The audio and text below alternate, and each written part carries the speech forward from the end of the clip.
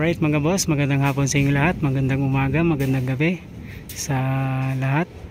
Dito tayo ngayon sa ating project sa Olivares Homes Calamba, ongoing project natin mga boss, Evergreen Model House Unit.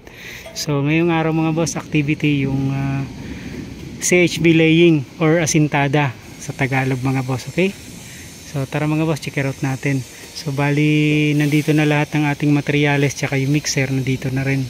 Yung graba, buhangin, so nandito na lahat. So halos lahat ng poste mga boss nalagyan na. So asintada na mga boss. The same time, pwede na nating buhusan yung pinakang poste niyan. So nung isang araw mga boss, na buhusan na natin yung tie beam tsaka yung pinakang column footing. Okay?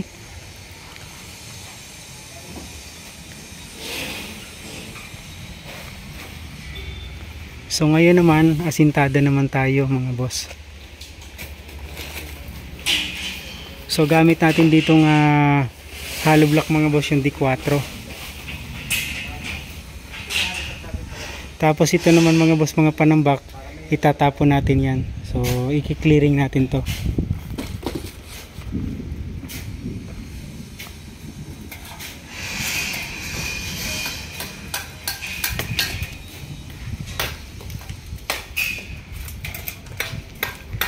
So bali pa ikot na yan mga boss. So lahat ng poste nakaporma na lahat mga boss, okay?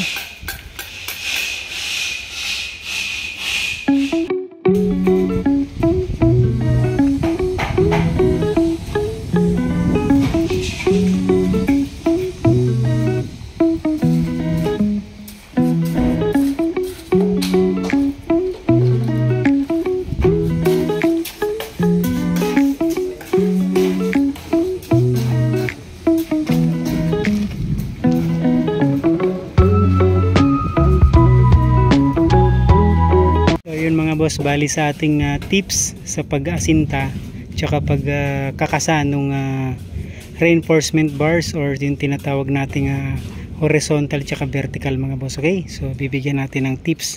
So ngayon mga boss, pag nagkasa kayo ng asintada mga boss, hanggat maaari meron siyang mortar kabilaan mga boss, okay? So meron siyang paglalagyan ng concrete covering ng ating columns, okay? So wag nyo masyadong ididikit dito. Okay, so para meron siyang concrete covering mga boss, mas matibay siya. Okay, same time, yung ating vertical mga boss, yung spacing naman ito 60 cm kada vertical. Okay, yan. Tapos sa horizontal naman mga boss, kada 3 layer naman ng asintada mga boss. Okay, so yan. Tapos isang diretso na siya mga boss. Kung pagdating doon nakalak na siya, so isang diretso siya hanggang doon sa dulo mga boss, okay? Kung hanggang siya abutin, okay? So every 3 layers ng hollow block mga boss, okay? So 3 layer doon sa baba, 3 layer naman dito, so naglagay na ng horizontal mga boss, okay? Yan, 10 mm. Tapos pangatlo naman sa 2-3 maglalagay na ulit dito. So nakalak uli doon sa pinakang dulong poste mga boss, okay? So yan. So itatali na lang natin to dito mga boss, okay? So yun mga boss, oh, nakadiretso siya. Pagdating naman doon, itatali na lang natin siya para mas matibay, okay? Tapos diretso siya dito. Yan oh, walang putol. So tatali na rin natin dyan. Pagdating naman dito, ayan, diretso pa rin siya. Okay?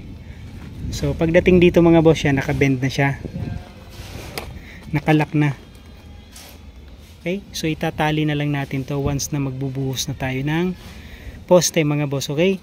So ihuhulog muna natin to. Okay?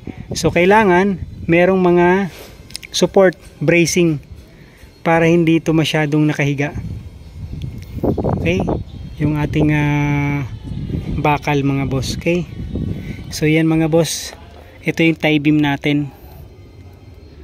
So ngayon, ito yung tinatawag na bad mortar kung tawagin mga boss. So kailangan tiktikin natin to.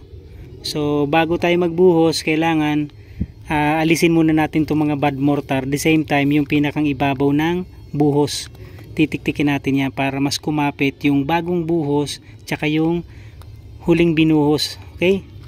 So yun yung diskarte mga boss. So bali yun lamang po muna mga boss ang ating project update dito sa Olivares Homes Calamba Evergreen Model House Unit mga boss. Maraming salamat mga boss. Ingat pong lahat. God bless.